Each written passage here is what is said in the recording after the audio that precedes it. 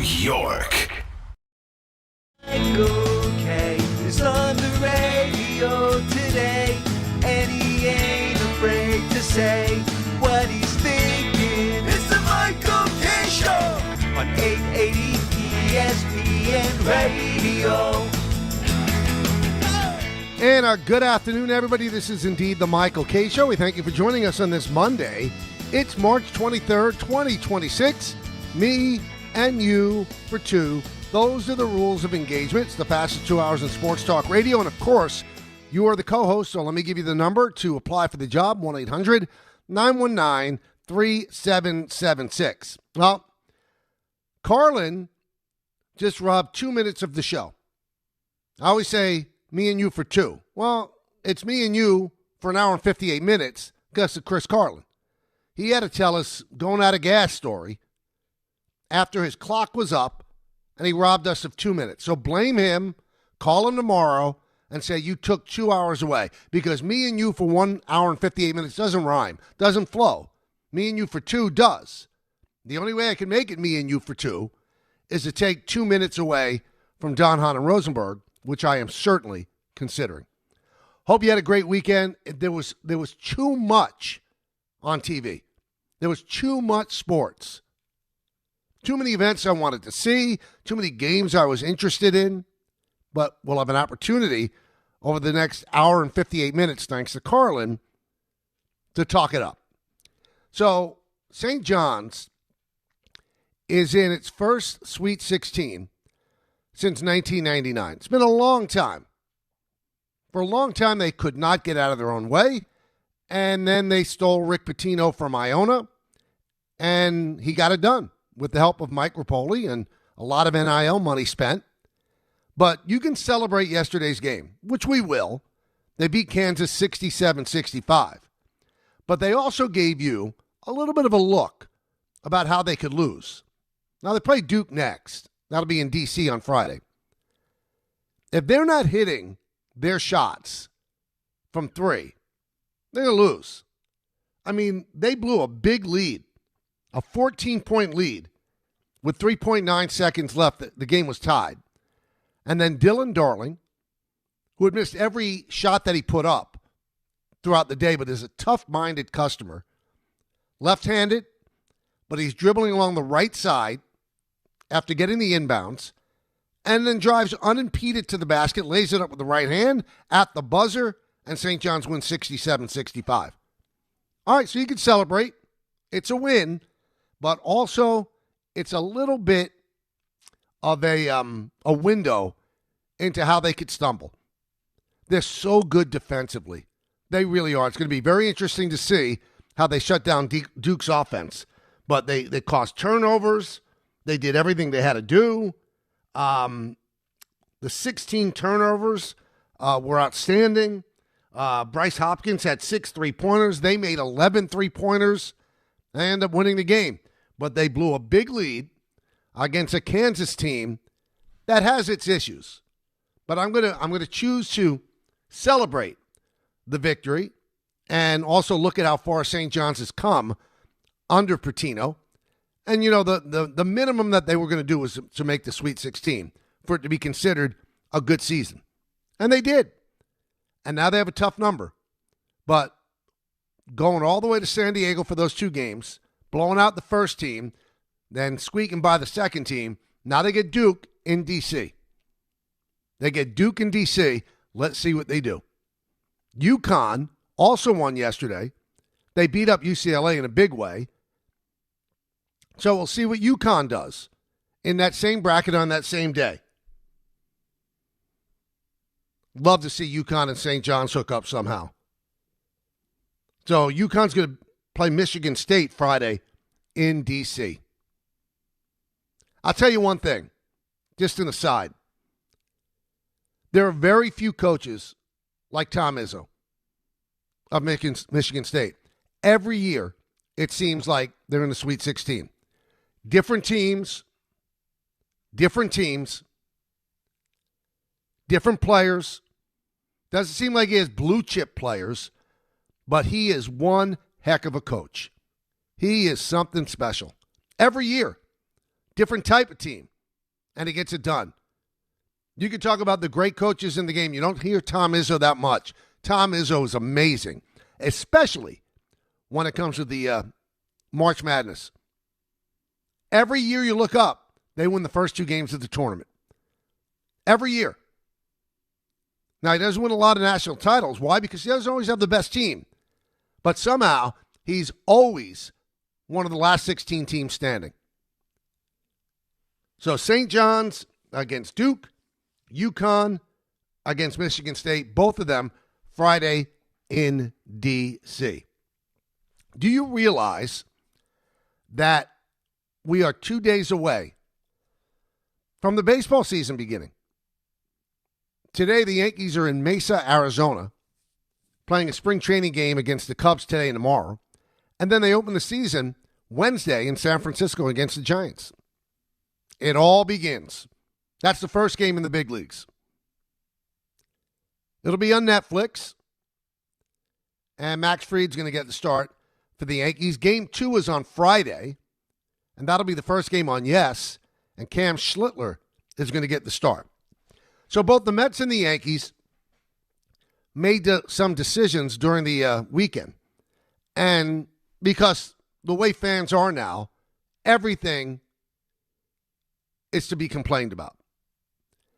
So the Yankees are going to go with 4 starters at the beginning of the season because they have so many off days. And the guy that's left out is Luis Gil. Now, Luis Gil pitched well his last time out. And the 4th starter for the Yankees is going to be Ryan Weathers, who didn't pitch well this spring training, but has great stuff. And the Yankees made a trade for him. So right away, the complainers, how do you pick Gil over Weathers? Why? Because you made the trade for Weathers? Well, they made a trade for Gil, too. They got Gil from the Marlins system. And I know that he became a pitcher in the Yankee system. But last year he had a bad year. 2024 is the rookie of the year. He was great. Last year he got cute. He got injured early, then didn't seem like he wanted to throw his fastball. Wanted to be an artist out there. Wanted to pitch like Doyle Alexander rather than Luis Gil. Doesn't mean he's not going to get back in the rotation, because I'm sure the Yankees have looked at the teams that they're going to face, and they feel it's a better matchup with Weathers than it is with Gil. So the first time you'll see Weathers will be Monday in Seattle against the Mariners. Now, Gil could be sent down so they could keep more guys in the bullpen, or they could keep Gil to be a piggyback option, because none of these guys are stretched out to 100 pitches. So they'll probably give you 5 innings and have to turn to the bullpen. But again, that's something that people want to complain about because they know better than the Yankees on what works for their team, which leads us to the other decision the Yankees made that I'm stunned that some people are pushing back on. Jason Dominguez has been sent down to AAA. Jason Dominguez, to his credit, had a terrific spring training. Did everything that you could want him to do. Terrific. But once the Yankees offered the qualifying offer to Trent Grisham and then signed Bellinger, that was it. Dominguez's fate was sealed. He was going to go down the minor leagues.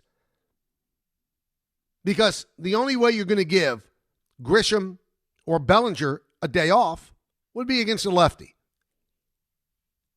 And one of the things that Dominguez has not yet mastered is hitting right-handed, although he's a natural right-handed hitter. So there was no way he was sticking, and he's not a good defender, which he showed in their last game at Steinbrenner Field yesterday. A long fly ball to left center field at the bat of Bryce Harper, and he just misplayed it. He's not a good defender yet. I am a Dominguez fan. I think there's talent there. He can run. He could steal bases. From the left side, he's a really, really good hitter. He's just 23. All it is a wait and see until Stanton gets hurt, or if he gets hurt. Because once Stanton goes on the IL, then Dominguez comes up, and becomes part of a DH platoon with Paul Goldschmidt. And the Yankees knew that he wasn't a fit in their outfield, the way it's presently constructed. That's why they went out and got Randall Grichuk, a right-handed batter who hits lefties quite well and can play the outfield. So what is the complaint about? Where do you think he fits? Now, I know that Grisham had an awful spring training, but he's also making $22 million a year, coming off a 34 home run year. And one of the great cliches in baseball, don't believe what you see in spring training. And in the old days when you could have a 40-man roster in September, don't believe what you see in September. You could look at things. You could look under the hood. You could see how they played. You could see how they prepared. You could see their approach. Those are the things you look at. You don't really look that much at spring training numbers. Because if you did, Spencer Jones would have made the team. And Dominguez would have made the team. But you don't look at that stuff. I don't understand the outcry. Again, Dominguez fan. He's just 23. This is not a crippling blow to his major league future. Probably a blow to his ego, although he handled it quite well. But you tell me, Yankee fans, the ones that are complaining so loud on social media, where does he fit? Where does he fit on this team? Now, you can make the argument like John Heyman did in the Post on Sunday that the Yankees made a mistake by giving that money to Grisham. And at the time, and still now, I thought it was an overpay. Overpay. I would have offered him $24 million for 2 years, but they gave him the qualifying offer. And he took it because he's smart, because he wasn't going to get that money anywhere else. Anywhere else. Not even close. The thing that made him such a bargain last year, hitting 34 home runs, he only made $5 million. But the reason the Yankees did it, where they were hedging their bet, if in fact Bellinger was lost in free agency. They wanted to sign him, but you never know with Boris. So if they did not offer the qualifying offer to Grisham and they didn't bring back Bellinger, then they would have had to fill 2 outfield spots. The funny thing is, so many people talk about, you got to get a win. You got to build a team for Judge right now. Time is running through the hourglass. He's not going to be great forever. He's going to be 34 in April.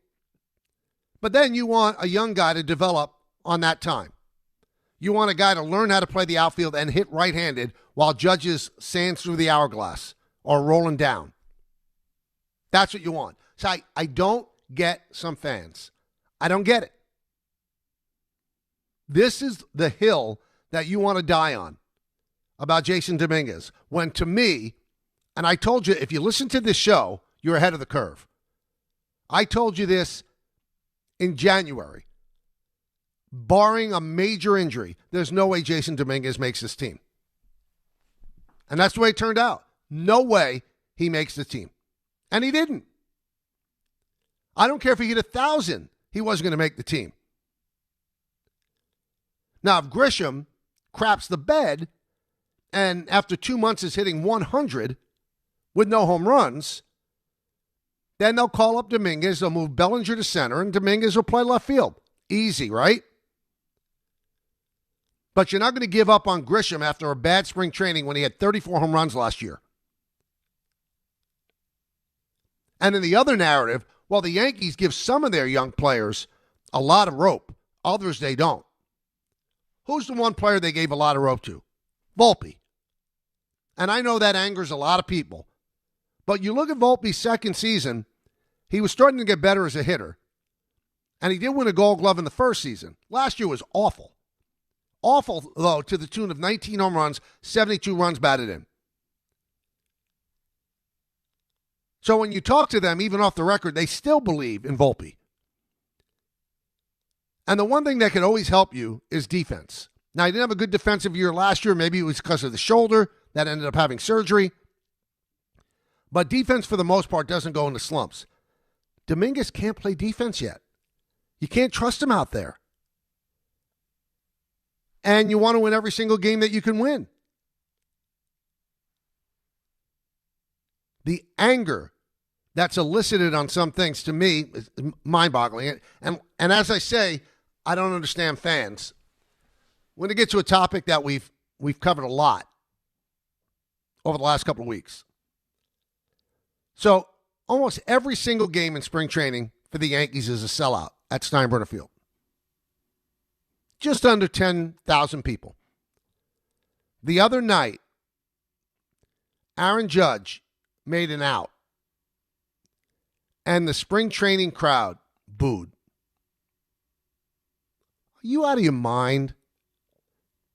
Anybody that was there, if you're one of the people that booed, I would like to hear it. Because, again, John Heyman in the Post actually got a hold of Reggie Jackson. Jackson's a big fan of Judge. And most people that have eyes and appreciate baseball are big fans of Judge. And he said, listen, everybody got booed. I got booed. Jeter got booed. Mickey Mantle got booed. And I could tell you Mariano Rivera got booed. But Reggie said, I have never, ever heard of anybody getting booed in spring training. So what I would like to ask you Yankee fans, I call them the yeah, but Yankee fans. Yeah, he's won 3 MVPs, but what's the purpose of booing a guy in spring training? If not the best player in baseball, number 2 at least. What are you trying to accomplish? Trying to run him out of town? And then I love when there's a segment of fans that does something like this, and then players don't sign autographs. You don't think they remember? You don't think they remember? And why some players don't come out for curtain calls. They hear the boos. Of all the people that are in baseball, you're going to boo Aaron Judge? Are you out of your minds? In spring training. Now, if it's a game in June and the Yankees are struggling, bases loaded, bottom of the 9th inning, they're down by a run, and he strikes out, hey, you paid the money, boo him if you want. But you're going to boo this guy in spring training. Why? Because he didn't hit well in the championship game in the WBC, and no one did. United States had 3 hits. Bryce Harper had 2 of them. And one other thing, Yankee fans, the ones that booed. I'm not trying to paint all of you with a broad stroke. Every player that reveres Judge throughout Major League Baseball, they hear the boos. You think they want to go play in New York after that? If Aaron Judge, one of the best right-handed hitters of a generation, is going to get booed in spring training, you think they want to deal with it? Where they might just be ordinary? Where they might just be guys that can hit 270? This guy won his 3rd MVP, won a batting title, hits 50 home runs in his sleep, and he gets booed in spring training. Good job, people. You're really accomplishing a lot. You really are. I hope you're thrilled. I hope you get what you accomplish. Because I'd like to know what you're trying to accomplish. That's all. Please tell me. Because there has to be something, some salient point that you're trying to make that I'm not getting. So all of you yeah but fans, you're more than welcome to join as a co-host and tell me what is the means to the end here. What are you trying to accomplish? Do you think the boos are going to make him hit in the postseason? And don't tell me he doesn't come up in the clutch. I gave you those stats last week. He does come up in the clutch. He's a .343 hitter, 7th inning on, in games 0, 1, or 2-run difference. .343. So he's a better hitter than his lifetime average is in clutch situations. And you keep talking about, postseason. He hit .600 last year in the postseason. .600. But they didn't win, and it wasn't because of him. So please, somebody, show me some, as they say with Dylan Darling, show me some bells and explain to me why Aaron Judge was getting booed in spring training. He hears it. He says he doesn't, but I'm going to say he's fibbing. And every other player in baseball either hears it or hears about it. And if they think it's tough to play in New York, and then they find out that Aaron Judge got booed in a spring training game, you think this is going to be a destination for people? What are you trying to accomplish? That's all I got to know. It's an easy question. It's all I need to know. What are you trying to accomplish? Because I can't figure it out. 1-800-919-3776. Mets made some choices too. We'll talk about that. Take some of your phone calls. I do want to tell you about the Michael K. Show Reverse Remote. This is different. It's coming up on April 23rd, and it's presented by our good friends at Floor & Decor. A full show takeover with everything you need to upgrade your home while we break down everything happening in New York sports. And if you're in Brooklyn, stop by Floor & Decor's flagship store at 850 3rd Avenue. Because while we're on the air, there's plenty happening in store. The Michael K. Show Reverse Remote, presented by Floor & Decor. Your phone calls and Met moves over the weekend when we get back right here on the K Show until 3 on ESPN New York. More people trust their hearts to New York Presbyterian than any other hospital in New York. It's because New York Presbyterian has the most experienced cardiovascular doctors, treating a full range of heart conditions, from heart failure to valve repair, with the most advanced treatments. Find a doctor at nyp.org/heart. New York Presbyterian. New York Presbyterian Hospital, based on U.S. News & World Report 2025 to 2026 cardiology, heart, and vascular surgery rankings. 50 years from now, will jeans be wide or skinny? Will email still exist? Will guac still be extra? One thing is certain. If you won the new Millionaire for Life from the New Jersey Lottery today, you'd still be getting $1 million every year for life. That's enough money to say, bring it on, the future. I will have that guacamole at any price. Play the new Millionaire for Life today. Anything can happen in Jersey. Must be 18 or older to buy a lottery ticket. Please play responsibly. If you or somebody knows a gambling problem, call 1-800-GAMBLER. There's a lot of reasons why people buy at Ramsey Mazda. It's their selection, it's their customer service, and it's their savings. Lease a new 2026 Mazda CX-90 Turbo Select with all-wheel drive for $279 for 36 months. Or buy with 1.9% APR for 36 months. Start shopping now at RamseyMazda.com. Choose wisely. Choose Ramsey Mazda. Call 833-853-2970 for lease details. VIN T1362010. MSRP $40,680. Zero security deposit. 1.9% APR at $28.60 per month per $1,000 financed. Ends 3/31/26. Time to bench those other job sites and let ZipRecruiter help you build your championship roster. What's the advantage? Well, with ZipRecruiter, when you need to hire someone fast, you get them fast. But you also get the MVP for your team. Plus, ZipRecruiter doesn't make candidates wait to take the shot. It passes the ball right to them. Building your team or scouting fresh talent? ZipRecruiter runs the full court with powerful technology that immediately gets your job in front of the right players. That's why over 4.8 million businesses have come to ZipRecruiter for their hiring needs. And why 4 out of 5 employers who post on ZipRecruiter get a quality candidate within 1 day. ZipRecruiter makes hiring faster, smarter, and more efficient from post to hire before the competition can even cross half court. It's a slam dunk with ZipRecruiter, the smartest way to hire. Try for free at ZipRecruiter.com/ESPN. That's ZipRecruiter.com/ESPN. ZipRecruiter.com/ESPN. At Uline, the prevailing opinion is, if you don't live it, you don't believe it. The people at Uline believe in hard work, and they live it by being there 24/7 to answer your call, having 41,000 items in stock, and offering same-day shipping from 12 locations across North America. Business owners, sellers, buyers, shippers, and packers believe it. Uline is the hard-working, dependable source for your shipping and industrial supplies. Visit uline.com. Let me say this. If you're an experienced superintendent in Jersey and you know you're better than the situation that you're in, Tricon Construction wants to talk.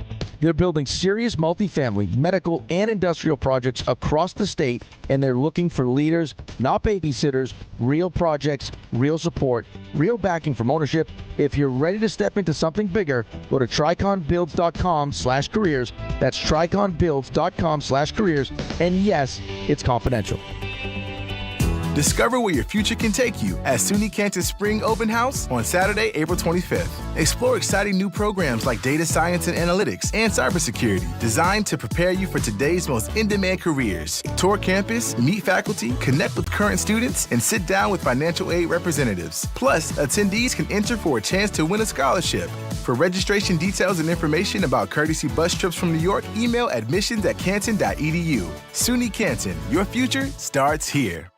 Evan Cohen here. In life, as in sports, the pros make it look easy. That's why pro golfers like Jason Day, Ben Griffin, and Patton Kazire trust the pros in lawn care. True Green. They have the experience and expertise to give you a lawn worthy of the PGA Tour. And since True Green does the work for you, you get more free time, or more tee times. So stop stressing over your lawn and start loving it. Sign up now at TrueGreen.com, because nobody makes it easier to get a golf course quality lawn than True Green, the official lawn care treatment provider of the PGA Tour. I'm Boomer Esiason. My mom died from cancer. She was only 37 years old. She didn't have life insurance, and that was devastating for my family. That's why having life insurance is so important to me. Ethos makes it fast and easy. Get a quote in seconds, apply in minutes, and get same-day coverage. You can get up to $3 million in coverage with no medical exam. Get your free quote at ethos.com/play. That's ethos.com/play. Paid spokesperson. Time spent on application may vary. Online health questions required. Well, game time brought to you by Tullamore Dew Irish Whiskey, because when it's game time, it's Tully time. 3:05. The Yankees play the Cubs in spring training action in Mesa, Arizona. First spring training game the Yankees have played in Arizona since 1951, which was the only year they ever trained in Arizona.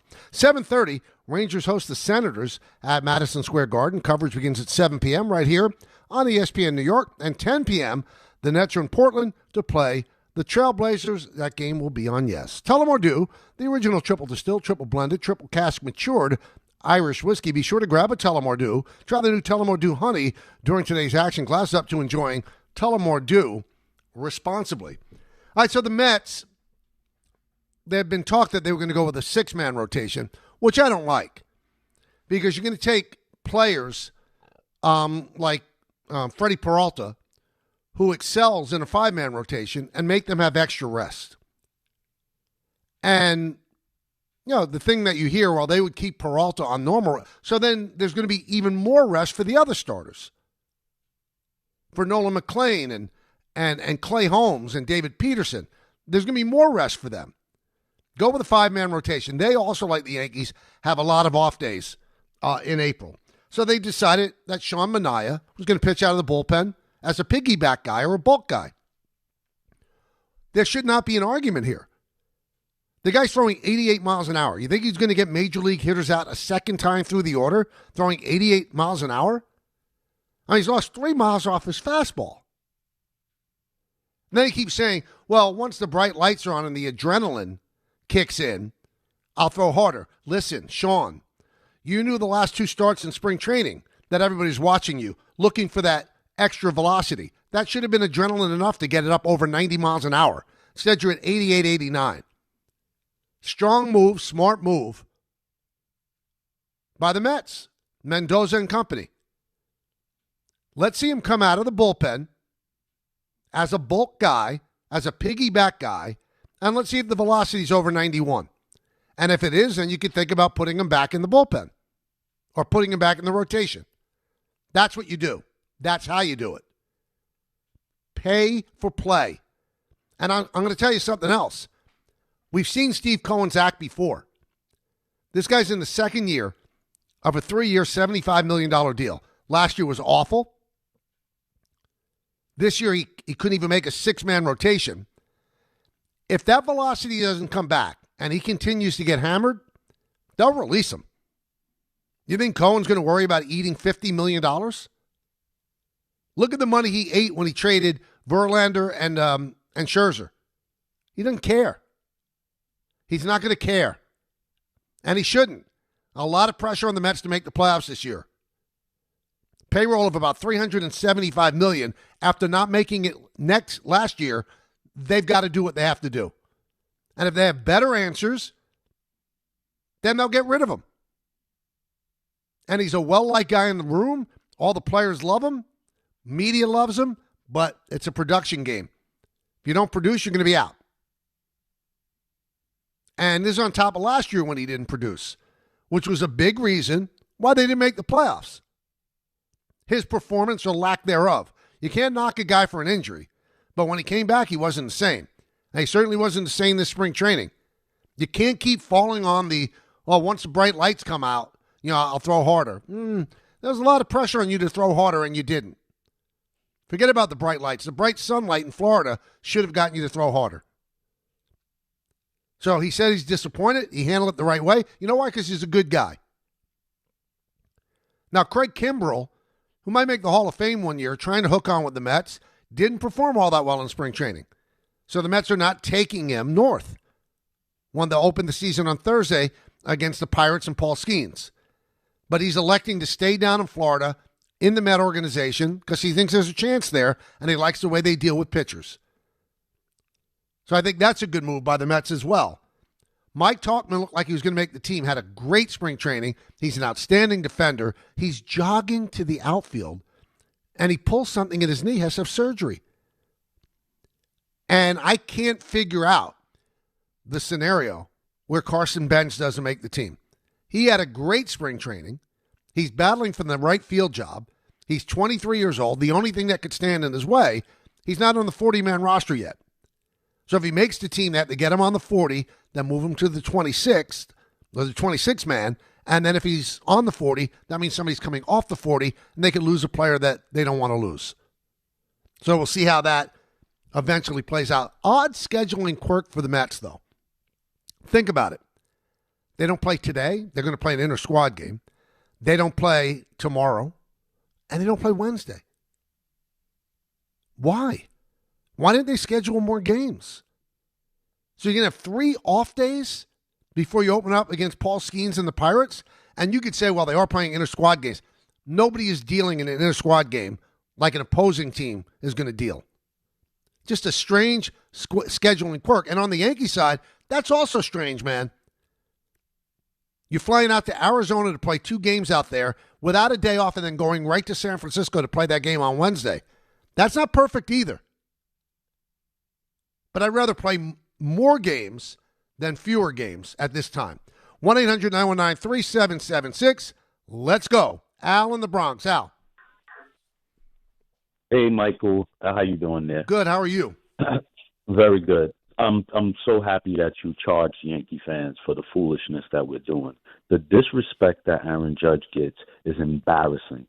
For 45 years, I've been a Yankee fan. There's only been 2 times in my whole fandom, and the 45 years of being a New York sports fan, that we could even argue that we had the best player in the sport. That's LT and that's Judge. Maybe some arguments for Alex Rodriguez when he was in his prime, but this is embarrassing. And the karma for Yankee fans will be when we turn it into the Knicks, where nobody wanted to come and play in New York because of the pressure. I mean, it's embarrassing. I mean, we need to stop. This man is a wonderful human being, as we know from what we can see, a great player, a great ambassador for the sport, and we have him. He should have went to San Francisco, and he would have been treated better. Well, I think he loves being a Yankee, and he could have gotten more money from San Fran and could have gotten more money from San Diego. And in San Francisco, he'd be closer to where he grew up in Linden, California. But he understands the value of his association with the Yankees. He loves the franchise. He loves the organization. He's close with Hal Steinbrenner. But it's ridiculous that this guy would be booed in a spring training game. Again, I am not going to tell you when to boo, because you guys and gals spend a lot of money to go to the game. And if they don't perform to your liking, you're going to boo. I don't agree with it. I don't know what the end game is. But spring training, what are you booing him for? For what reason? Are you trying to send a message? I just like to know what the message is. Let's go to Eric in Bayville. Mikey, what's going on, bro? How you doing? I'm great, man. I always love the show. I've been listening to you since you were with John Sterling on 880. So thank you. I appreciate it. I was actually just doing prep work for my show, but I had to call in about this Jason Dominguez thing. Okay. So it makes no sense. Trent Grisham, the only reason that he's going to play is he's making $22 million this year. No. Now, He's this playing was because he hit also 34 home runs last year. That's why he's Okay, we're talking about 26. Who had a better spring training, Mike? But you don't judge that stuff on a veteran. Hold on, with spring but you training. don't answer the questions. You listen. I think you say you're a Jason guy, but you're not. Trent Grisham had a worse spring training. He had a worse average. Jason Dominguez had better defensive metrics than him in the outfield last year. Trent Grisham was 11th overall in the American League in defense and center field. Eric, you have so eyeballs. if you're going to have a left-handed listen, hitter, you're falling back on. You have eyeballs, right? Jason Dominguez is a terrible defender. If you don't see that, I don't know what to tell you. You're spitting defensive metrics at me when the excuse the Yankees have with Grisham is that he had a bad hamstring. He's always been a fine outfielder, Gold Glove level outfielder. He's even with a bad hamstring, he's a much better outfielder than Jason Dominguez. Jason Dominguez is not yet a good outfielder. So you're going to take a guy, Eric, that hit 34 home runs last year, and you're going to bench him and play Jason Dominguez. So then you're going to take a great left fielder in Bellinger, put him in center where he's not as good as he is in left, and then take a below par left fielder in Dominguez, put him there. That means you're going to play Grisham off the bench. You're going to bench 34 home runs because a guy didn't hit in spring training. Listen, you said you're preparing for your show. I hope your show is great. You're operating in a fantasy land if you think that that's how decisions are made. A guy hits 34 home runs, has a bad spring training, and you're going to cut bait with him. You don't know the game. I'm being honest with you, buddy. You don't know the game. If you just because I like Jason Dominguez, first of all, I like the way he's handled the fact that he didn't play a lot last year because Grisham took his job away. Didn't play a lot the previous year because of Alex Verdugo. He's never complained. When he gets in there, he works hard, plays hard, and never, ever pouts. Great guy on the bench. But because I like him, I'm supposed to put all kind of rational thought on the shelf and go, oh, Grisham had a bad spring training. Out. 34 home runs, I don't care. He didn't hit in Tampa. Dude, I don't know what to tell you. If that's your thought process, I don't know what to tell you. Has nothing, what it said on the line that you want, the Yankees are getting cheap. It's not nothing to do with cheap. Let's say if Dominguez had this great spring training, which he did, and he took the job from Grisham. Grisham would still be on the bench. They'd still pay him his $22 million. Jason Dominguez makes minimum wage. Under $1 million. It's just taking that money, putting it on a different shelf. Has nothing to do with money. Has to do with production. Grisham's a better outfielder, and he had 34 home runs last year. It doesn't take a genius to figure that out, Eric. But obviously, you're not able to figure it out. You're willing to bag a guy who had 34 home runs because he had a bad spring training. So let me get this straight. If Aaron Judge had a bad spring training, even though he won an MVP last year and was the batting titleist, you wouldn't start him, right? So past performance has nothing to do with it, just what happens in spring training. So let me get this right. Carlos Legrand had a much better spring training than Max Fried.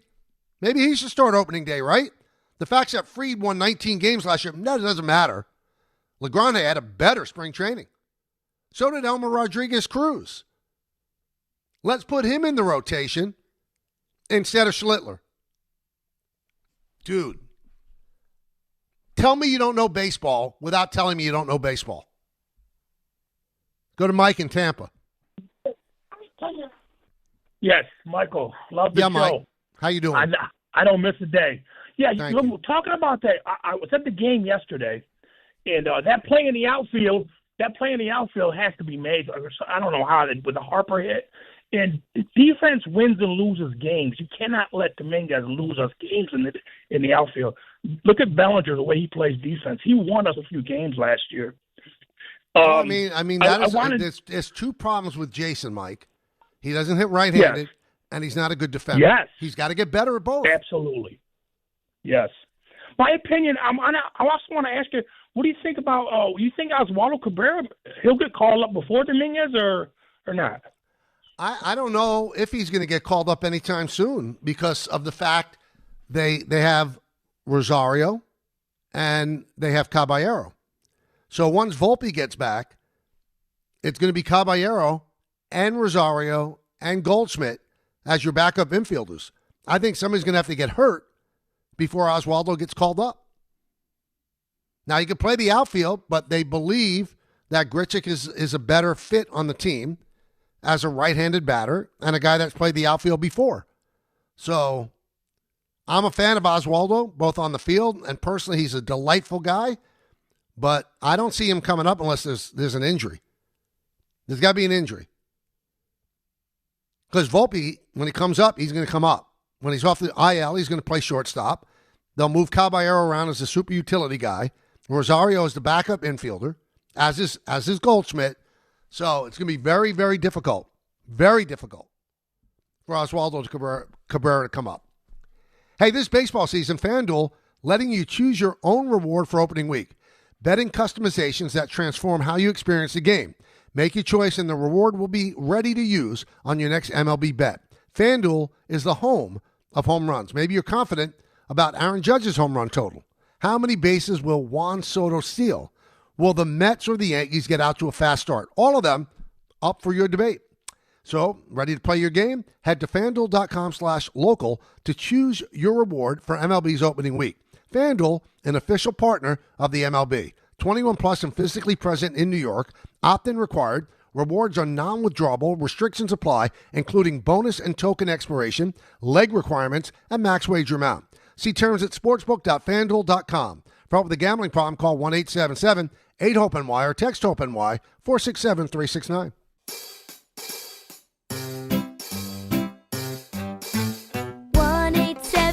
Cars for Kids. K-A-R-S, Cars for Kids. 1-877 Cars for Kids. Donate your car today. 1-877 Cars for Kids. K-A-R-S, Cars for Kids. 1-877 Cars for Kids. Donate your car today. Ready to get rid of that old car? Donate it to Cars for Kids. Call 877-CARS-4-KIDS to speak to a friendly live agent. Donation is super easy, and your car can be picked up as soon as tomorrow. Go to carsforkids.org now or call 877-CARS-4-KIDS to donate your car today. 1-877 Cars for Kids. K-A-R-S, Cars for Kids. 1-877 Cars for Kids. Did you know you can donate real estate too? Go to carsforkids.org. That's cars with a K. Hey, it's Alan Hahn. Rings End is your locally owned Benjamin Moore retailer. They're your store for quality with a full line of brilliant and durable Benjamin Moore paints. They're your store for inspiration with thousands of colors and a variety of sheens. And Rings End is your store for expertise with one-on-one advice for contractors and homeowners. Insist on Benjamin Moore paint from Rings End because the gorgeous color you love can't be matched in another brand of paint. Life is motion, but for Jaime, debilitating pain in both hips brought everything, including family time, to a halt. Every doctor told me the same thing. They would do one hip at a time. At White Plains Hospital, Dr. Jacob Totka's unique expertise provided an alternate approach by replacing both of Jaime's hips on the same day. In just 2 hours, I got 2 new hips, and I went home that day. White Plains Hospital, among the best hospitals anywhere that just so happens to be here. A member of the Montefiore Health System.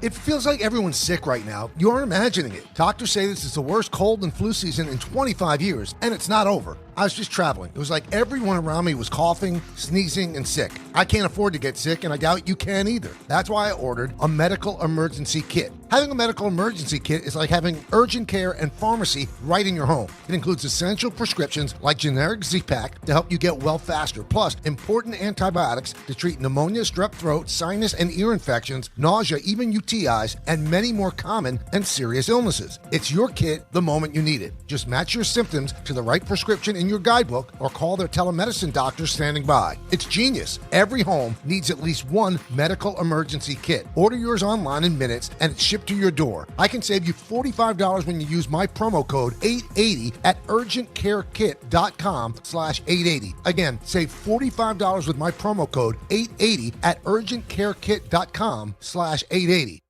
If you've been injured on a construction site, then you need a lawyer who knows New York's unique labor laws. At the Parisman Firm, they have decades of experience handling construction accident cases and a proven track record of delivering huge results. Their team has already recovered nearly $1 billion for hardworking New Yorkers. From scaffold accidents to slip and falls and equipment failures, they've got your back. Call the Parisman Firm now at 718-WORKERS. That's right, 718-WORKERS, because your case is their cause. Get the justice you deserve today. Do you owe $10,000 or more in credit card debt or personal loans? With credit card debt at all-time highs, Debt Relief Advocates is urgently notifying consumers of debt relief now being made available designed to aid consumers with out-of-control credit card debt. Those who qualify and enroll for this relief program may only have to pay back a fraction of what they owe.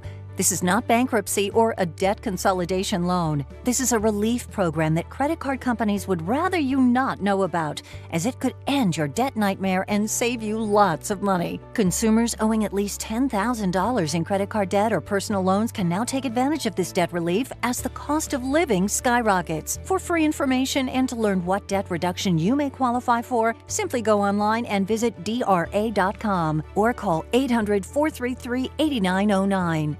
800-433-8909. Again, that's 800-433-8909. Join DiPietro and Rothenberg Thursday, April 23rd for a special couch cast of Round 1 of the NFL Draft. Presented by Calandra's Bakery. The Jets and Giants have 3 picks in the top 16, and Rick and Dave will react live as the first round unfolds. From the big decisions to the big-time drama. Catch it all in this YouTube-only exclusive. And it's all from Calandra's Bakery and your home for football talk. ESPN New York. Very excited. 2 o'clock hour. We'll get a chance to talk to Mike Vaccaro of the New York Post. His new book, The Bosses of the Bronx, is out today. I read it over the weekend. It's tremendous. We'll talk about it with Mike at 2 o'clock. All right, we'll go back to the phone calls. Let's go to Alec in New York. Alec. How you doing? Good. How are you? I'm doing all right. I wish I could be doing a lot of walking, but I have seizures, so. Well, I'm sorry. No worries. Thank you, though. So I have a beef with Cashman. Because, I feel like that he's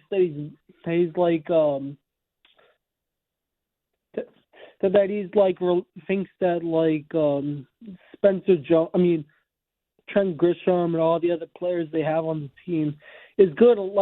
They're banking on that Trent Grisham is going to be the way he was last year. I think it's just a fluke. While they're letting Jason Dominguez and Spencer Jones have to be in AAA, when I think Spencer Jones should be up in the big leagues because he's got the power, he's got a fielder, and he's amazing out there, and they're letting him run. Alec, listen, all due respect, you don't think the Yankees want Spencer Jones, a former first-round draft pick, to be on the team? Wouldn't they rather Spencer Jones be playing center field than Trent Grisham? That's $22 million they wouldn't have had to spend. Spencer Jones strikes out too much. Spencer Jones struck out 37% of the time last year in the minors. What would he do in the majors? 37% of the time. Why do you think the Yankees are holding these guys back? Doesn't it make the Yankees look better if their farm system is producing players? You don't think they want Spencer Jones on the team? He's unable to hit enough. He's a great runner. He's a real good defender. He has power. You want the guy striking out 50% of the time in the big leagues? They're not doing it to spite anybody. Same thing with Dominguez. They spent $5 million to sign this guy when he was 16 years old. They have a lot invested in him. They want him to succeed. They also know that they can never, ever take a step back where they say, oh, we'll just phone in this year and not make the playoffs as our young players develop. They'll call up Spencer Jones when they think that Spencer Jones has figured it out. And they'll call up Jason Dominguez when Jason Dominguez becomes a better right-handed hitter and a serviceable outfielder. The Yankees are not afraid to call up young players. They called up Cam Schlittler. Look what he meant to them. They called up Will Warren last year, well ahead of when anybody thought he was ready. And he gave them 33 starts and just had a great spring training.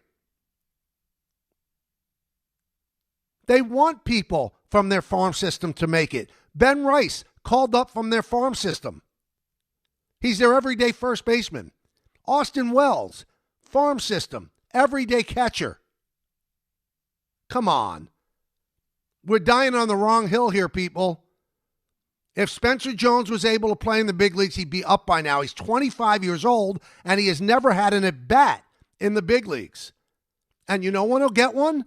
When he figures it out. When he closes the hole in his swing and doesn't strike out as much. That's when he'll get called up. They're not holding him back for any punitive reason. Trent Grisham hit 34 home runs last year. You're just going to, completely disregard that? Now, if you ask me, Michael, do you think he's going to hit 34 again? No, I don't. I think he'll hit somewhere in the 20s. And then that might be it for him as a Yankee. That might be it. But you don't just disregard 34 home runs. And while you're doing that, you don't disregard the fact that the guy struck out nearly 40% of the time at AA and AAA, and you want to call him up to the big leagues. Tell me, find me, I'll give you time, we got another hour of the show, find me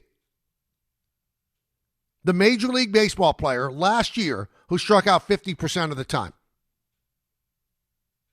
Find me that guy. Joel Sherman had a good column in the Post a couple of weeks ago. How much strikeouts is acceptable for the power and the defense and the speed? So it's kind of like a mathematical calculus that they have to come up with. What's acceptable strikeout-wise in bringing the other tools into the tent? Obviously, he's not at that point, is he?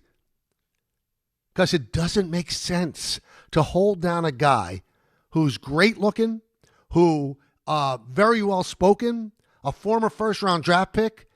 He would be the darling in New York. He'd be a fan favorite. They're not holding him down for spite.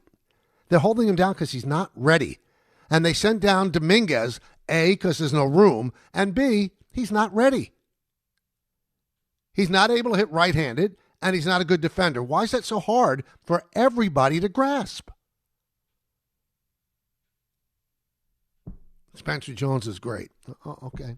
Maybe one day he will be, but it's kind of odd at the age of 25 to have never been called up to the big leagues. Not even for a cup of coffee. Not even when they expanded rosters. Never. Never. Because you can't carry a guy who strikes out 45 to 50% of the time. You can't. Mike Vaccaro coming up in just a moment. We'll talk about his book, and also he was in San Diego, saw the St. John's team beat Kansas yesterday and advanced to the Sweet 16. The NFL draft is coming up on Thursday, April 23rd, and New York is on the clock. The Jets pick 2nd and 16th. The Giants pick 5th. And Rick DiPietro and Dave Rothenberg are breaking it all down live. Join ESPN New York's Couchcast, your second screen for the NFL draft. Real-time reactions, instant takes, and everything New York fans care about. Watch along, react with us, and don't miss a single moment. ESPN New York's Couchcast. It's on draft night, April 23rd at 8 p.m., presented by our good friends at Calandra's Bakery. All right, Mike Vaccaro of the New York Post and the author of The Bosses of the Bronx joins us in just a moment right here on the K Show, rolling till 3 on ESPN New York. New York Knicks fans, here's a total slam dunk. For a limited time, get Verizon Fios and a line of mobile for just $64.99 a month with AutoPay. Get Fios 300 megabit per second for $20 a month. And unlimited welcome for $45 a month plus taxes and fees when you bring your own phone. Visit a Verizon store today to learn more. For new Fios internet and mobile customers, discounts applied over 36 months. Mobile and home discount enrollment required. Additional terms apply. In times of congestion, unlimited 5G and 4G LTE may be temporarily slower than other traffic. Domestic data roaming at 2G speeds. Discover where your future can take you at SUNY Canton Spring Open House on Saturday, April 25th. Explore exciting new programs like data science and analytics and cybersecurity designed to prepare you for today's most in-demand careers. Tour campus, meet faculty, connect with current students, and sit down with financial aid representatives. Plus, attendees can enter for a chance to win a scholarship. For registration details and information about courtesy bus trips from New York, email admissions@canton.edu. SUNY Canton, your future starts here. At Uline, they know going the extra mile takes hard work. For companies pushing to go further, Uline will go the distance with you. 24/7, they answer the phone to get you the shipping and industrial supplies you need. Business can move fast. Unexpected large orders, adverse weather, new safety guidelines, and changing economic trends. Uline works hard keeping 41,000 items ready to ship, minimizing detours on your way to the extra mile. Visit uline.com. Time to bench those other job sites and let ZipRecruiter help you build your championship roster. What's the advantage? Well, with ZipRecruiter, when you need to hire someone fast, you get them fast. But you also get the MVP for your team. Plus, ZipRecruiter doesn't make candidates wait to take the shot. It passes the ball right to them. Building your team or scouting fresh talent? ZipRecruiter runs the full court with powerful technology that immediately gets your job in front of the right players. That's why over 4.8 million businesses have come to ZipRecruiter for their hiring needs. And why 4 out of 5 employers who post on ZipRecruiter get a quality candidate within 1 day. ZipRecruiter makes hiring faster, smarter, and more efficient from post to hire before the competition can even cross half court. It's a slam dunk with ZipRecruiter, the smartest way to hire. Try for free at ZipRecruiter.com/ESPN. That's ZipRecruiter.com/ESPN. ZipRecruiter.com/ESPN.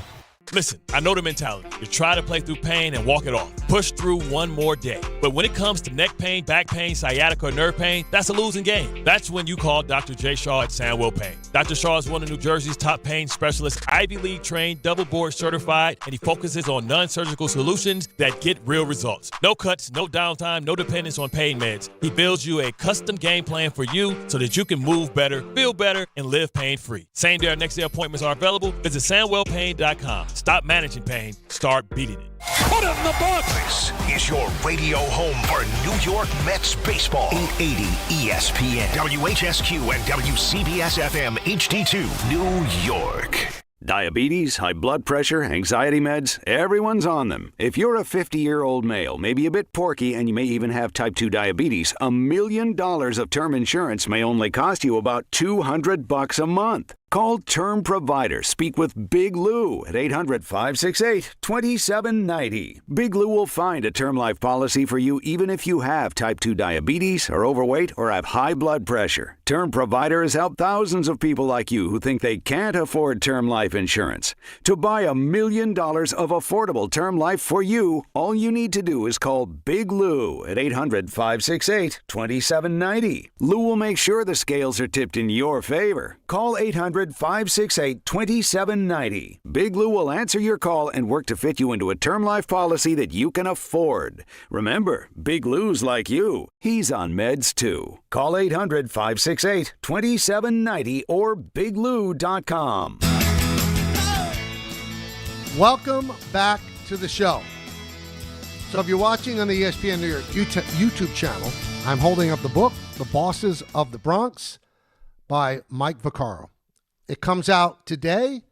It's going to be a huge bestseller because it's a great book. I have read every line. It's a nice read. You get through it. You know, some illuminating things in there, things that I had forgotten about. And Mike covers it all from when George and company bought the team in 1973 to when he passed away in 2010. And then essentially Hal took over. And it's all in there. So let's talk to Mike. He joins us now. I believe he's still in San Diego, where he was for the St. John's first 2 games. Hi, Mike. How you doing? Michael, believe it or not, I'm local. I'm actually in New Jersey. I took the red eye home. Oh, wow. I misunderstood your text. Oh, good. Okay. Yeah. No, I was able to get on the red eye. And, the game ended in a reasonable enough time, and I was able to write in reasonable enough time. So, I was able to get home. So that was good. So I feel like I'm recharged and ready to go. All right. Now, before we talk about the book, let me ask you about St. John's. We all celebrate the fact that they're in their first final Sweet 16 since 1999. But there were some things that cropped up in that game that are a little bit of a concern. They blew a 14-point lead, and with 3.9 seconds, Dylan Darling pretty much goes to the court and lays it in. Yeah, I think it's a great story, but are they a perfect team? I don't think they're a perfect team. It's going to be interesting to see what they do against Duke. Yeah, they're not perfect by any stretch, Michael. I think what's interesting, Danny Hurley talks about this a lot, about how he really gets a sense of what his team is like when they play teams outside the Big East, because everybody knows what they do in the league, and they're familiar with each other, and there's a lot of history there. Usually, even with the transitionary nature of players there's still history. And for UConn, that means they're doing really well in the preseason on a conference schedule. St. John's didn't, but that was because this group of players, barely knew each other's names during the non-conference, and so they didn't really get going again until the conference schedule. I know what we saw last night for long stretches of the game is what happens when you throw a team like this against Kansas. I mean, there are moments when Kansas looked just totally puzzled. And I think that defense, it allows the Johnnies to, even on nights when they're not shooting great, and there were long stretches of the game yesterday where they couldn't buy a bucket all over the court. And sure, I mean, you can't just look away from blowing that 14-point lead. I mean, I will say this. I think that Kansas's comeback was helped along by a couple of really brutal calls. And, the backcourt was shaky. They missed an out-of-bounds call that happened right in front of us. So we saw that the Kansas player was out of bounds before the follow-up, which brought them back to within 2 late in the game. And the so travel. That didn't help any, but in the travel. Yeah, and then earlier in the game, I think, which, sadly, I saw Patino yell at a couple of assistants. There was a goaltending on Zuby, which wasn't called. And, if you're a New York basketball fan, you got some pretty bad feelings on that because it looked awfully eerily familiar to the goaltend they missed on Brunson during the Halliburton game last spring. So, but because he didn't call that, asked for a review on that play, he asked for a shaky one and an out-of-bounds play, and because of that, he didn't have one to use on the backcourt, which obviously would have been overturned. And the out-of-bounds call probably would have overturned too because he would have still had a chance. So it's funny how these things work out, but you know what? Coaches can only do so much. I thought Bill Self was brilliant in the way he handed out those 4 fouls that he had to give to try and keep St. John's from getting an attempt at the game. The one problem, I think, was that the last one was taken a little too early with 3.9. If it was 3.2, it would be in overtime, and I'm not sure we'd be having a conversation about St. John's playing Duke next week, to be very honest with you. And, although we say it's not a perfect team, the one thing I love about this team is their suffocating defense. They are boundless energy, and he trains them so well on that. And defense never goes into slumps. Yeah, their shooting does, which it did yesterday. But I was amazed at a Bill Self team. This guy's a Hall of Fame coach. They could not figure how to inbound the ball. They couldn't figure it out. And St. John says that all the time. They press 94 feet for much of the game, and that wears a lot of teams out. I was sitting next to Pat Forty last night, Michael, and there's probably no man on earth who's watched more Patino games in person than Pat Forty at Louisville, Kentucky, and on. And, we were talking about this. A lot of his teams in Kentucky pressed and they trapped, and, they were so much better than the other teams that, they could just rattle off 10 straight points by doing a trap, and that would be that. This team doesn't really ever trap. I mean, you watch all these games, they pick up full court, everybody's got their guy 94 feet, but they don't trap because the other result is what you saw with Kansas yesterday. After a while, you just see them throw up their hands and say, these guys aren't going away, and they get 2 or 3 cheap turnovers a game, I think, because teams just get tired of trying to, inbounds every ball perfectly. And it's funny because one of the reasons why St. John's was able to win the game last night is because they didn't have the same problem. Twice at the end, they had to inbound from beyond their own basket. That's not a hard, look at the Knicks do it sometimes. You can see how easy it is to inbound from under your basket when you really have to. But they did.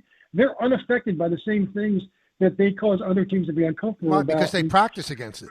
And they practice against it. And look, I understand why Duke is favored. Duke's the better team. Duke's had the better season. But you know what? I mean, Duke's going to know they're in a game the other night. On Friday night. St. John's is going to come after from 94 feet. I don't think any team has ever come after them this year like that. They're going to have to adjust to it, and they're going to have to figure it out. And if they don't, maybe we're having a different conversation again next week. And that's something to really think about. And I don't think St. John's is anything special this year in the sense that I think Sweet 16 is what you had to expect coming in. Right. I'm not going to say it's house money and gravy either, though, because I think, if they play the kind of games they've been playing recently against Duke, they'll be right there with 2 minutes to go, and that's all you ask for in these games.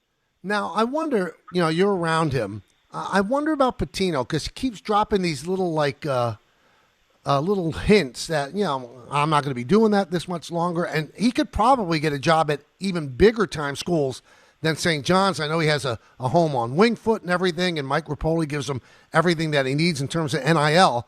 Is there a chance that this could be it for Pitino? Only in the sense that the man is 73 years old, and he might have a couple of golf holes in his future, maybe some time at the beach. You would think somebody is that accomplished. But I also know enough people who know him who say that he still thinks he's going to win 1,000 games. And so if he's going to do that, he's got to put a couple more years in now. Whether that's at St. John's or not, I do think that St. John's will do everything in his power to keep him. And as peripatetic as he's been in his career, I'm not so sure he wants to keep answering questions about why he never stays someplace for very long. But you know what?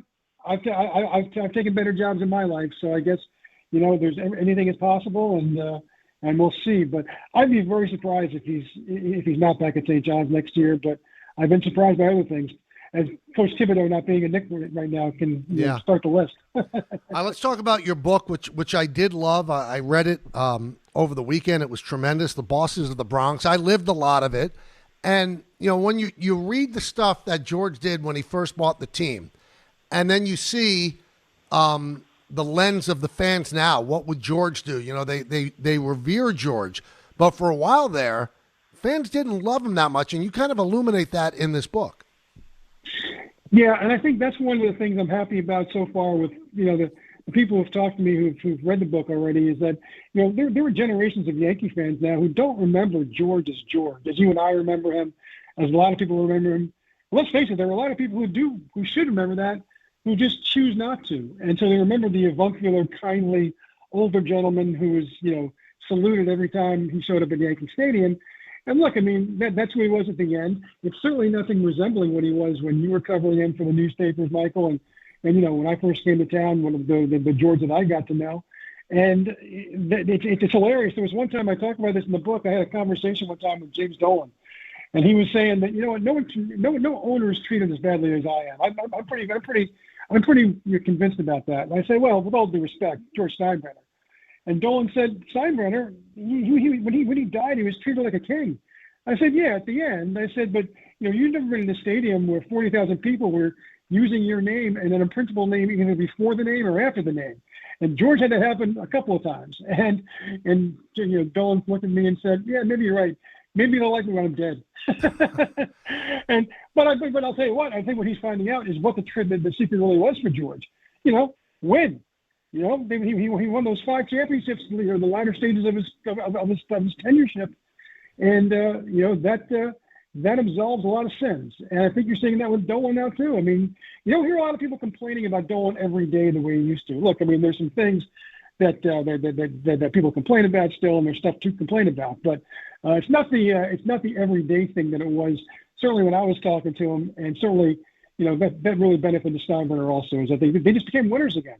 Now, in the book, you're obviously quoting large chunks of what George said, and because I knew him, I can hear the cadence, I could hear the rhythm, and I could see the things that he's saying in the book.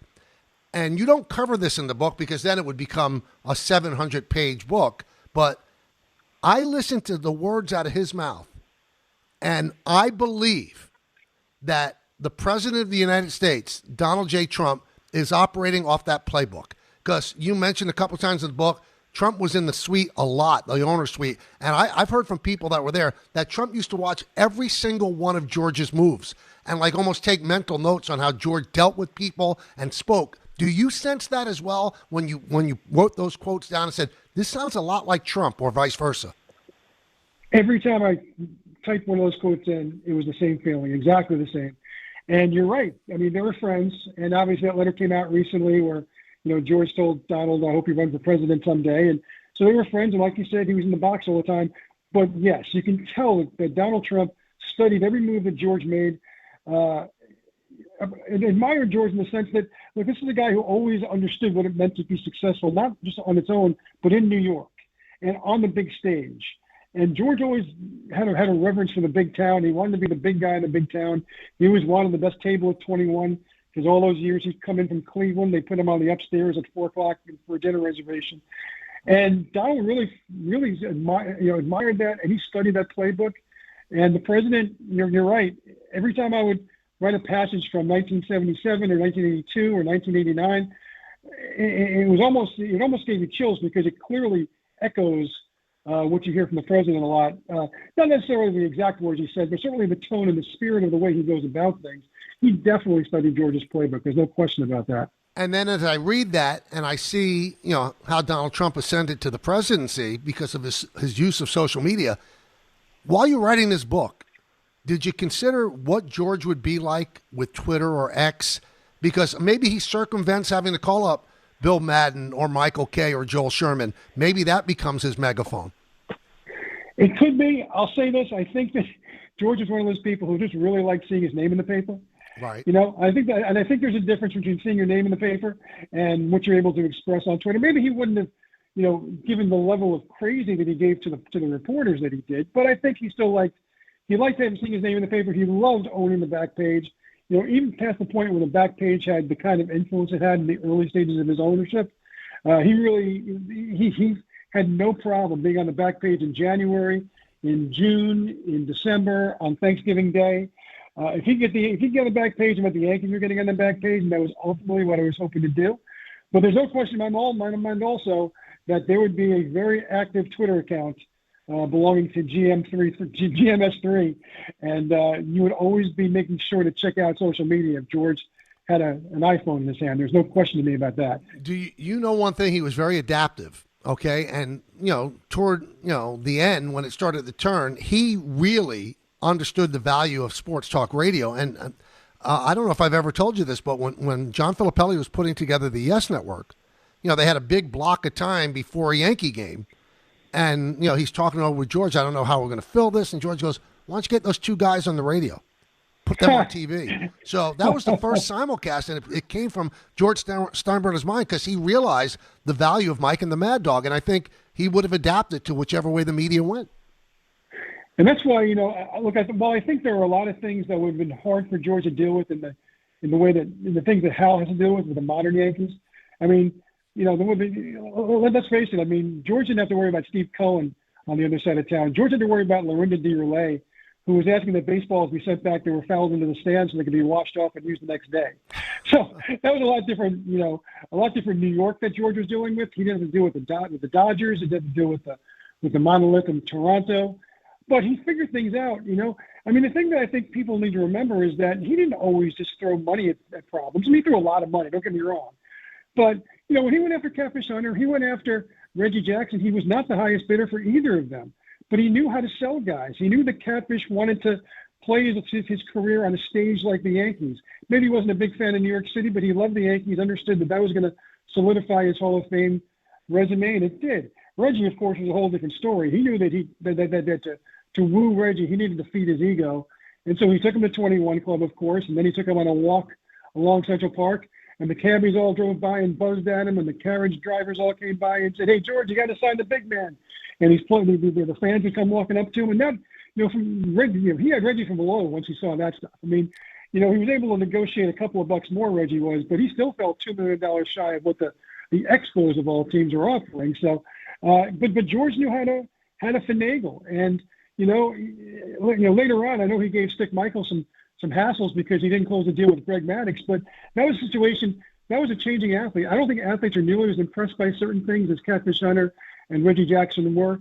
Maybe the boss would figure out a way to get those players involved. I think they're not all players. I mean, I think it meant a lot to Bernie Williams and Derek Jeter to the Yankees, but he also, had to go to the 11th hour before he re-signed them, those guys too. So it's a whole different world, but I think he would have figured out a way to adapt.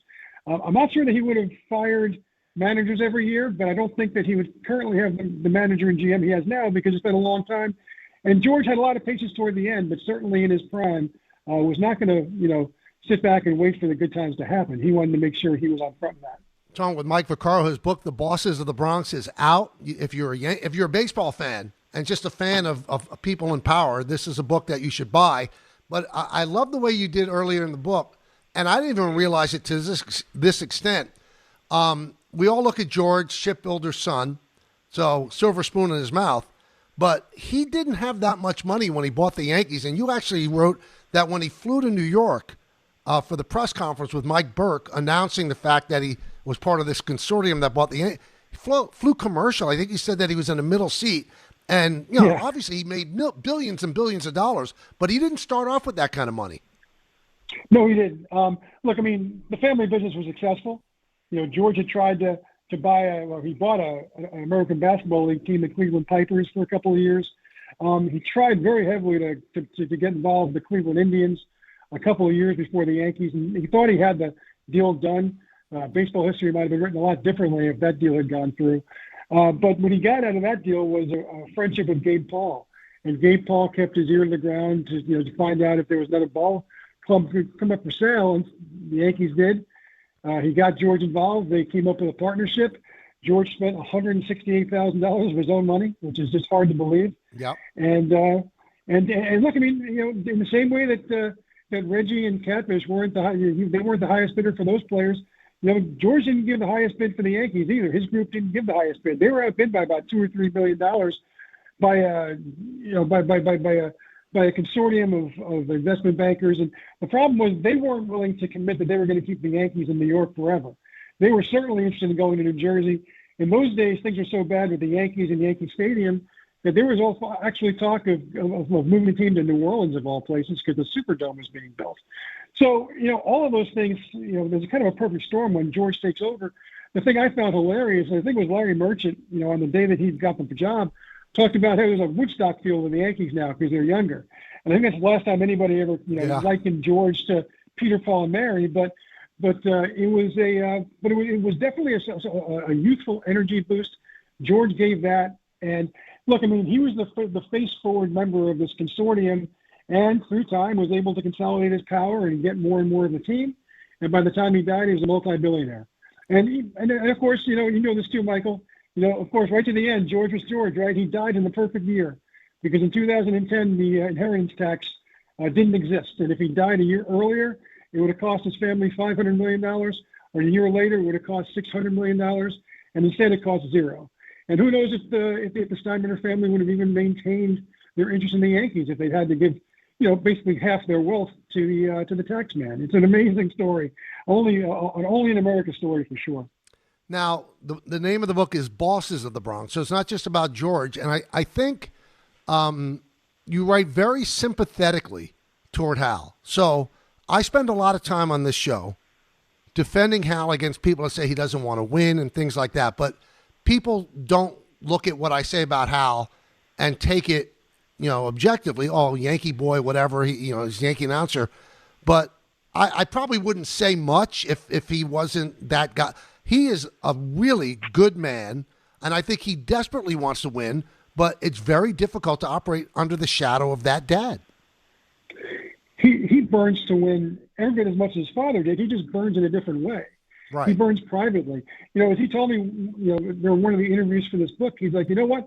I don't have you guys around when I'm throwing a shoe at the TV because we committed an error in the ninth inning. We lost the game. He's like, my father would probably have called up Bill Pepper or somebody and said, hey, I just threw a shoe at the TV. You might want to get that in the paper. He would have done that. I mean, it would never occur to Hal to do that. That's just not who he is. And look, I mean, George knew the son that he'd raised. He knew that Hal was not going to run the team in his image. He didn't want him to do that.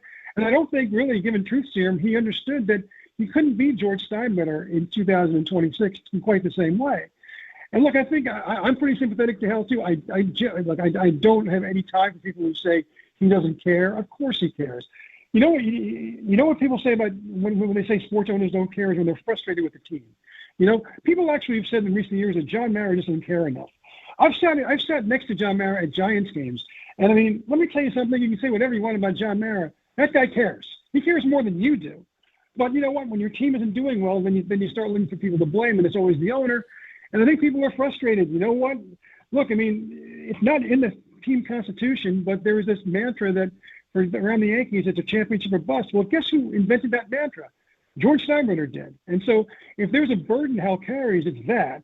But he doesn't say it. He will never call it a burden. He always calls it a privilege. He calls it an honor to be able to be the Steinbrenner in charge of the Yankees at this time, hopefully in between George and whoever he hands the reins to next. And, you know, it's unfortunate to him that the results haven't been quite what George's were. But let's also remember that George's results weren't always that way either, because if you think that, then maybe go spend some time in the 1980s when they won more baseball games than anybody in the sport and didn't win a championship. And you know what? Nobody was saying, well, you know, George is fine. They still won a lot of games. They were angry then too. It's just that you forget, you know, and that's the thing. Hal absolutely burns to win. He cares a great deal. But look, Michael, I mean, you know this. The 77 Yankees, they were called what? The best team money could buy, right? Right. That team cost $3 million. There was a $3 million payroll. And if you want to laugh at that number, that's fine. But even if you translate that to 2026, that's around $16 or $17 million. That's going to be what they pay Aaron Judge about by July 1st. Right. It's a completely different conversation he's having with his partners than George was when he would joke about, you know, not having dividends for a couple of years. You know, in Hal's case, he's got to talk to his partners about maybe paying a baseball player $750,000, and then not getting the player, by the way. And so there's just a difference. And I mean, I get it. George would have adapted to this, and he would have. Look, I think Hal's adapted. The Yankees are in the playoffs every year. That's supposed to matter. Ask Mets fans if that's a pretty good thing to shoot for. I think they take it. I think somebody sign up for it. I think most teams in baseball, other than the Dodgers, would. And, you know, so to me, I mean, look, is Hal his father? No, he's not. And I get it. There are some people who think that's a check mark against him.